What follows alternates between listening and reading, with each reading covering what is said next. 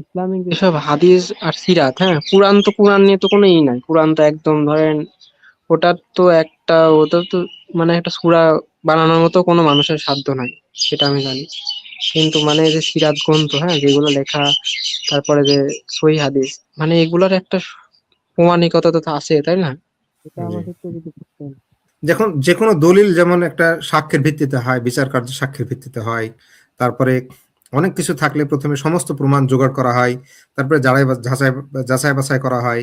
ধরুন যে আপনার এক জায়গায় একটা মানে বালি বা পাথরের মধ্যে যদি ধরুন যে মধ্যে একটা ছোট্ট ধানের মধ্যে যদি আপনার একটা কিছু পড়ে যায়, তো আপনি ওই সেখানকার মাটিগুলো সব একসঙ্গে জোগাড় করেন, করে তারপরে ওটা সার্চ করেন যে সত্য কোথায়। এমন না যে আপনি আগে কিছু বাদ দিতেন তারপরে একটা প্রথমে ওইটাকে খুঁজে পান, তা না। তো যখন আপনি কোনো জিনিস বাদ যেন না যায়, সেখানে হাদিস গ্রন্থ বা এইসব গ্রন্থগুলো সমস্ত তথ্যকে একসঙ্গে জোগাড় করা হয়েছে, সিরাত, তারপরে পরবর্তীতে একে একে যাচাই বাছাই করা হয়েছে। তো এগুলোর একটা নির্দিষ্ট প্রক্রিয়া আছে। হাদিস যেমন সংকলন আছে, সেটা খুব জটিল একটা প্রক্রিয়া, মানে জটিল প্রক্রিয়া মানে অনেক কঠিন শর্ত আরোপ করা হয়। যেমন আপনার বিচার কার্যে যেমন সাক্ষী এলা নেওয়া হয়, যে সাক্ষী সত্যি কথা বলে কিনা, তার চরিত্র কেমন, এই ধরনের জিনিস অনেক সময় হয়তো দেখা হয় না, কিন্তু ইসলামী এর ক্ষেত্রে অনেক ছোট আছে, হ্যাঁ। আমি হাদিসের এই যে এই বিষয়গুলো ধরেন জানি, কিন্তু মানে সিরাত গ্রন্থের যে বিষয়টা, এটা আমার জানা ছিল সিরাত, না, বুঝছেন? হ্যাঁ, সিরাত গ্রন্থের আপনার সিরাত সবসময় অনেক হচ্ছে যে আনঅথেন্টিকেটেড রিপোর্ট থাকে, একটু লুজ থাকে ইতিহাস গ্রন্থ। কিন্তু আপনার পরবর্তীতে ওগুলো দেখবেন যে সহি হাদিসের আলোকে বা এতে এগুলো যাচাই বাছাই হতে থাকে প্রতি মুহূর্তে। মানে মানে পরবর্তীতে একজন লেখে, তারপরে আবার যাচাই বাছাই হয়, অনেক হয় এগুলো, প্রক্রিয়া চলতে থাকে। তো আপনাকে সেই কারণে সবসময় মোর অথেন্টিক জিনিসকে রেফারেন্স হিসাবে গ্রহণ করতে হবে, এগুলো ব্যাপার। কিন্তু এখানে এখানে একটু সরার ভাই, এখানে একটু কথা একটু বলা দরকার। সেটা হচ্ছে সিরাত আর হাদিস, মানে হচ্ছে হাদিস মানে সিরাত হচ্ছে তারিখের আন্ডারে পড়ে, আর হাদিস হচ্ছে হাদিসের আন্ডারে পড়ে। তো ওই প্রত্যেকটাই প্রসেস একই, তবে হচ্ছে কিছু শর্ত ভিন্নতা থাকে আর কি, যেটা আপনি অলরেডি বললেন, এইটাই মূল বিষয় বিষয় হচ্ছে। তো ইতিহাসের ক্ষেত্রে যাচাই বাছাইয়ের প্রক্রিয়াটা একটু আলাদা হয়, আর হাদিসের ক্ষেত্রে এটা যেহেতু ওহী, সেহেতু যাচাই বাছাইটা আরেকটু বেশি সতর্কতার সাথে হয়, এই আর কি। জি। হুম, জি, তো এই এই জিনিসটা আপনি মনে রাখবেন, এই হলো ব্যাপার। কিন্তু মূল জিনিস হলো যে আপনার আপনি মূল বার্তাটা পেয়ে যাবেন। যেগুলো মূল বার্তা আছে, আপনার কোনো জায়গায় যদি খটকা লাগে, তা আপনি একটু আলোচনা করে নেবেন যে এই জায়গাটা আমার খটকা লাগছে। যে আপনি নিজেই বললেন যে যত বেশি পড়বেন তত বেশি পরিষ্কার হবে, তাই না? একটা জিনিস সন্দেহ তৈরি হলো, সন্দেহের পেছনে দৌড়তে শুরু করবেন না, ওটাকে পরিষ্কার করার চেষ্টা করবেন। হুম। আর এই উল্টোপাল্টা সাইড বা এই ধরনের জিনিসগুলো, এইসব জিনিসগুলো অ্যাভয়েড করবেন, দেখবেন না ইচ্ছা করে। বুঝতে পেরেছেন? আপনি আগে পর্যাপ্ত জ্ঞান বাড়িয়ে নিন, তারপরে এইসব জিনিসটা দেখবেন যে আপনি তো বুঝতেই পাচ্ছেন যে একটা পর্যায়ে জ্ঞান বাড়ার পরে ওসব জিনিস পরিষ্কার হয়ে যাচ্ছে। তো তো আপনার এইটা আপনাকে ধরেন একটা নির্দিষ্ট নির্দিষ্ট প্রক্রিয়ায় এগোতে হবে। আপনি একটা জঙ্গলের মধ্যে পড়ে গেলে আপনাকে পথ দেখালে কি করতে হবে? যে আপনাকে বলতে হবে যে একটা নির্দিষ্ট রাস্তা নেন। তো সেটা আমরা করছি। এটা হলো ব্যাপার। আর এতে চিন্তিত হবেন না। যেটা হলো যে আম অন্তরকে পবিত্র রাখা এবং আমলকে বিশুদ্ধ রাখার চেষ্টা করতে হবে। নিয়াতকে বিশুদ্ধ রাখা। যে আল্লাহর উদ্দেশ্যে করছেন। অহংকার থাকবে না, অসততা, মিথ্যা এগুলো বলবেন না স্বাভাবিক হিসাবে। তারপরে যদি শয়তান ওয়াসওয়াসা দেবে, শয়তান ওয়াসওয়াসা দিলে তখন আপনি চেষ্টা করবেন যে সেটাকে, সেই সন্দেহটা দূর করে আপনি এমনভাবে জ্ঞান অর্জন করবেন, লিখে রাখবেন। হুম? যে আল্লাহ এটা চান, এই কারণে আপনার কাছে আপনি ইবাদতের মধ্যে আছেন। তারপরে এটা শয়তান ওয়াসওয়াসা সৃষ্টি আল্লাহ করতে দিচ্ছেন এই কারণেই যে আল্লাহ চান আপনি জ্ঞানে আরো বর্ধিত হন, জ্ঞান আরো বাড়ান। বুঝতে পেরেছেন? এবং আল্লাহর আরো কাছের হন। মানে আমি একটা ভিডিও দেখছিলাম যে উনি ইসলাম ধর্মের একজন ছিল, হ্যাঁ, মানে বাইরের হুম, দেশের, আপনি হুম, ইংল্যান্ড না কোন দেশের এক ভাই। ওনার একটা ইউটিউব চ্যানেল আছে এখন বড়, উনি দাওয়াতি কাজও করে।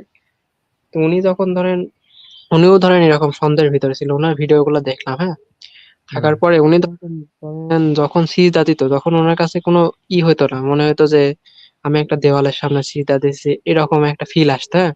ওই ভিডিও হুম। দেখার পর থেকে তারপরে ধরেন 2 দিন মতো কোনো সন্দেহ বা যায় এরকম কিছু কাজ করলো না। তারপরে থেকে মনে হচ্ছে যে আমি তো ফাঁকা জায়গায় সিজদা দিচ্ছি, মানে এরকম একটা, যাই হোক, কি নাউজুবিল্লাহ। একটা আল্লাহকে পরে দেখতে যখন পারেন না?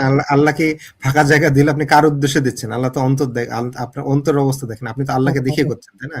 আল্লাহ তো দেখছেন, শুনছেন। এই ব্যাপারে কোনো সন্দেহ থাকা উচিত? কোনো সন্দেহ থাকা উচিত না। এখন যিনি স্রষ্টা, তিনি সমস্ত আমাদের দেখা, শোনা এই সমস্ত সক্ষমতা কোথা থেকে এসছে? যৌক্তিক সিদ্ধান্ত হলো তার পাশ থেকে, হাওয়া থেকে উড়ে তো আসেনি, এমনি এমনি হয়নি। তাহলে তো এমনি এমনি জগৎ হলে সবকিছু এমনি এমনি হয়ে যাবে, স্রষ্টাও তো এমনি এমনি উপস্থিত থাকতে পারেন। তো এমনি এমনি হলেও তো স্রষ্টাকে অস্বীকার করা যায় না, স্রষ্টা এমনি এমনি হলে স্রষ্টা তো এমনি এমনি সবচেয়ে সক্ষম দেখতে পারেন। তো যেদিকেই যান তিনি হচ্ছেন সবচেয়ে সক্ষম, যে যুক্তিতে যান। তো তিনি দেখেন, শুনেন, তিনি বান্দা কি বুঝতে পারেন না আপনার অন্তরের খবর?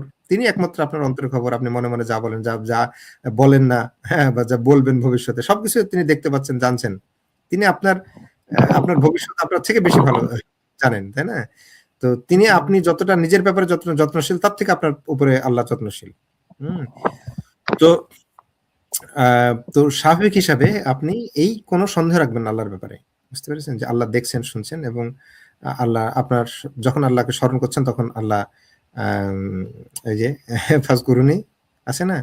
যেটা হলো যে আল্লাহ যে বলছেন যে স্মরণ করলে আমি তোমাকে স্মরণ করব। তো আল্লাহ স্মরণ স্বাভাবিক হিসাবে আপনি আপনি ইয়েতে মানে খালেস মনে আল্লাহ জানবেন যে আল্লাহ ছাড়া কোনো কিছু পৃথিবীর স্থায়ী না। জগতের কোনো কিছু আল্লাহ ছাড়া স্থায়ী না। এবং আপনার পরিচিতি, আপনার ভিত্তি একমাত্র আল্লাহ।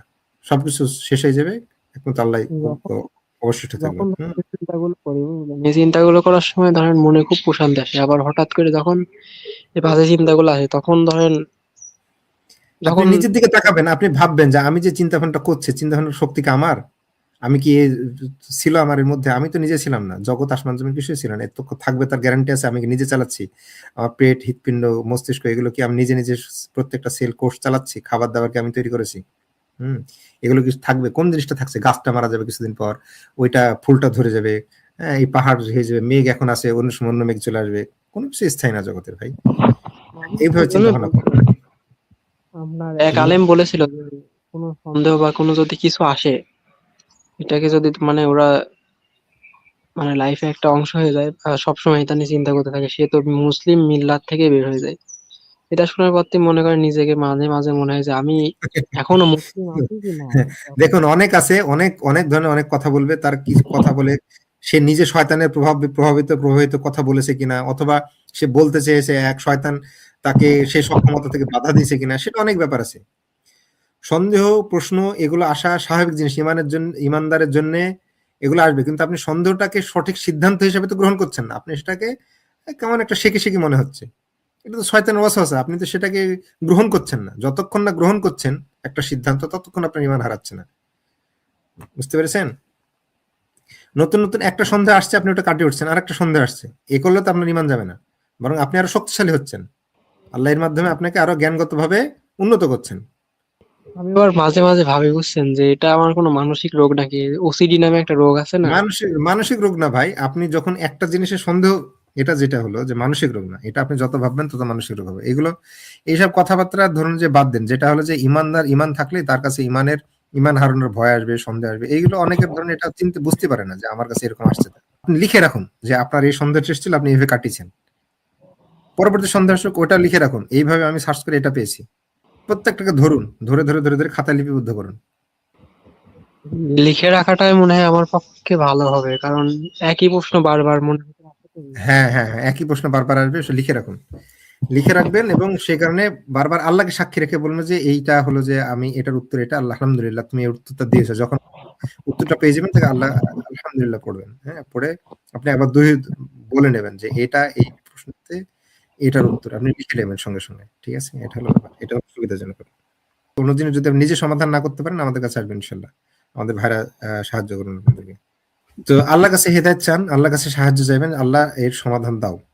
এটা জিনিস, এটা তুমি সাহায্য দিতে পারবে। আর সেই সাহায্যকারী হিসাবে হয়তো আমাদেরকে আল্লাহ ধরুন যে মাধ্যম হিসাবে আপনার কাছে উপস্থিত করতে পারেন। এই হলো ব্যাপার। ঠিক আছে? মানে এগুলা লাইভে যে আপনার সাথে সরাসরি আমি কথা বলছি, এগুলা তো অনেকজনই দেখছে, তাই না? তো জি, জি, এগুলা জি। যদি দেখার কারণে তাদের মনে যদি আবার কিছু জাগে, এই এই জিনিসটা আমার খুব ভাবায়, হ্যাঁ, যে না, না, না, লাইভে এগুলো এগুলো এগুলো দেখুন যে যে ভাইরা এসব দেখে আরো মজবুত হয়। বুঝতে পেরেছেন? যারা হেদায়েতের পথে আছে, আল্লাহ আল্লাহ যাকে পথ দেখান তাকে কেউ পথভ্রষ্ট করতে পারবে না। আর যে যাকে পথভ্রষ্ট করবে তাকে কেউ আল্লাহ আল্লাহ যাকে পথভ্রষ্ট করবেন তাকে কেউ ফেরাতে পারবে না। আর আল্লাহ ফাসেককে পথ দেখান না। যে সৎ, ভালো কাজে সিনসিয়ার, সৎ, তাদেরকে আল্লাহ যে আল্লাহর কাছে হেদায়েত চায় তাদেরকে আল্লাহ নিজের দায়িত্বে পথ দেখান। বুঝতে পেরেছেন? এ হলো ব্যাপার। আপনার কোনো চিন্তা করেন, আপনি যদি ফাসেক না করেন, ফাসেকের আপনি সিনসিয়ার লোক হন, আপনি যেটুকু বুঝেছেন সেটুকু যদি সঠিক আমল করেন, হ্যাঁ সিনসিয়ারলি, আল্লাহ দেখছেন শুনছেন, খালেস মনে, হ্যাঁ, আল্লাহর ব্যাপারে যদি জিকির, আল্লাহকে ভুলে না যান, আল্লাহর স্মরণ করেন, ইস্তেগফার করেন, তাহলে আল্লাহ অবশ্যই আপনার কাছে সাহায্য করবে, এবার নিশ্চিত থাকুন। আল্লাহ হেদায়েতের দায়িত্ব আল্লাহ নিজের, বুঝতে পেরেছেন? আপনি শুধু আপনার দায়িত্ব শুধু আপনাকে আল্লাহর কাছে, আল্লাহর সঙ্গে কাউকে শিরক করবেন না, আর আল্লাহর কাছে সাহায্য চাইবেন, এগুলো ব্যাপার, আর ইস্তেগফার করবেন। তো সূরা ফাতিহাটা মানেটা বুঝে বুঝে নামাজে পড়বেন, বুঝতে পেরেছেন? আর সেজদার সময় পুরোপুরি আল্লাহর কাছে আত্মসমর্পণ করে, একটা টাইমে যখন রমজানের পরবর্তীতে প্রায় 3-4 মাস খুব করার পরে আমার ভিতরে একটা ভালো পর্যায়ে ইমান চলে আসছিল, মানে ধরতে গেলে আচ্ছা প্রায় আপনি ইলেকশন। আরেকটা জিনিস বলেছেন ভাই, হ্যাঁ বুঝতে পেরেছি, আরেকটা ওই যে চার্জ আপ দরকার আপনার, চার্জ আপের জন্য আপনার ভালো আহ, সঙ্গী দরকার।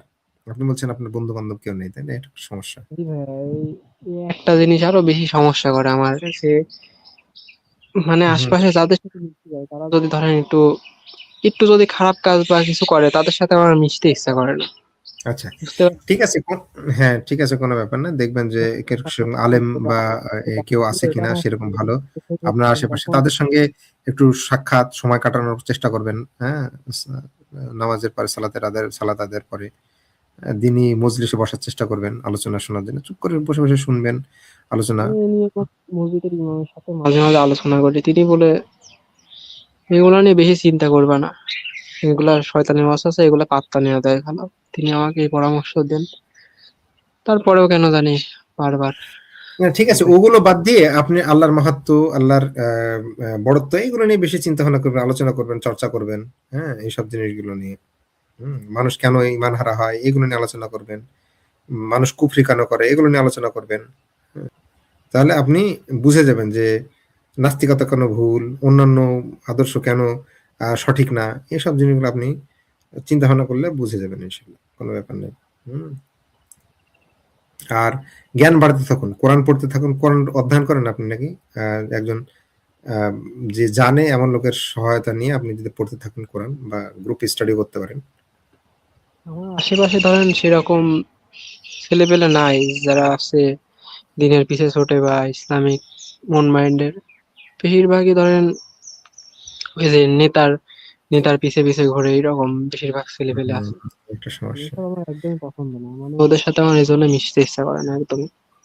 তাহলে আল্লাহ আপনার সহায়ক হোক এই ব্যাপারে, দেখুন যদি পান, আল্লাহর কাছে দোয়া করেন যে সেরকম লোকজন গুছিয়ে দেন, অথবা এখন অনলাইনের সময় আপনি অনলাইন যে শেষাবাদের লাইভ স্ট্রিম হয়, আপনি ওখানে যুক্ত করতে পারেন, আপনার সন্দেহ হলে প্রশ্ন উত্তর করতে পারেন আর কি। হুম। তো আপনার সাথে ধরেন যে কথাগুলো বললাম, মানে এরকম কথা বলারও কোনো মানুষ ছিল না, বুঝছেন ভাই। আচ্ছা, সেই জন্যই আরো বেশি সমস্যা। এই কোনো ব্যাপার নাই ভাই, যেটা হলো যে আল্লাহ ধরুন যে কোনো বান্দাকে তার যে সিনসিয়ার আল্লাহর কাছে পথ চায়, তার কাছে পথভ্রষ্ট তাকে হতে দেন না, এবং পরীক্ষা স্বরূপ হয়তো আপনার কাছে কিছু জিনিস আল্লাহ অ্যালাউ করছেন আসতে, কিন্তু এর মাধ্যমে আল্লাহ আপনাকে আরো শক্তিশালী, জ্ঞানের শক্তিশালী এবং আল্লাহর প্রিয় বান্দা করার জন্য হয়তো আপনাকে এগুলো দিচ্ছেন, এবং আপনি তার জন্য চেষ্টা করছেন ওগুলো কাটিয়ে ওঠার জন্য। নাহলে আল্লাহ যদি না চাইতেন তাহলে আপনি চেষ্টা করতেন না, আপনার সন্দেহের মধ্যে পড়ে থাকতেন, তাই না? এই হলো ব্যাপার, তো আপনি সেটা ভাবুন। হুম। তো এই বিষয়ে উদ্বিগ্ন হওয়ার কারণেই আল্লাহর কাছে সাহায্য চান, এই হলো ব্যাপার। আর কিছুদিন আমি হচ্ছে ওয়ার্ল্ড ওয়াইড ভাবে যে হয়ে গেল, মার্ডার মার্ডার, তারপরে মেলা ধরনের কিছু হয়, এই ভিডিও গুলা দেখতে দেখতে মানে আমি একটা জিনিস বুঝছি না, মানে মন। নেতিবাচক জিনিস বেশি দেখলে মানুষের মধ্যে, মনের মধ্যে নেতিবাচক জিনিস আসবে, সুতরাং ওইগুলো অ্যাভয়েড করাই উত্তম। আপনি যখন বুঝে গেছেন যে সব জিনিস ফালতু, বরং আপনি শিক্ষামূলক জিনিসগুলো দেখতে থাকুন। হুম। আপনি কি এগুলো ধরেন মনের অবস্থা এমন হয়েছে, মানে সহজে মানে মন নরম হয় না, মানে একটা মনের জিকির ভিতরে কেমন বেশি শক্ত করতে শক্ত হবে, ভাব চলে আসে। জিকির বেশি করে করতে হবে। আপনি যে নামাজ ধীরে সুস্থে পড়বেন, আল্লাহর সামনে দাঁড়িয়ে আল্লাহর সামনে নিজেকে পেশ করবেন বিনয়ের সঙ্গে, মনোযোগের সঙ্গে আল্লাহকে স্মরণ রাখবেন যে আমি আল্লাহর সামনে দাঁড়িয়েছি, যখন যে তসবিহগুলো বা যেগুলো আছে সেগুলো আল্লাহকে দেখিয়ে শুনে আল্লাহ শুনছেন, আপনি অন্তরে সত্যি বলছেন, সেগুলো মানেগুলো বুঝে সেটা হিসাব করে পড়বেন। নফল ইবাদতের দিকে বেশি মনোযোগী হন, আরো বেশি করে আল্লাহ জিকিরের মধ্যে বেশি সিক্ত থাকার চেষ্টা করুন। এই হলো যে, এগুলো হচ্ছে যে মূল জিনিস, হ্যাঁ। আর ভালো কাজ করতে থাকুন, বই পড়ার অভ্যাস তৈরি করুন ভালো করে, অসুবিধা হবে না ইনশাল্লাহ। জ্ঞান বাড়তে থাকুন।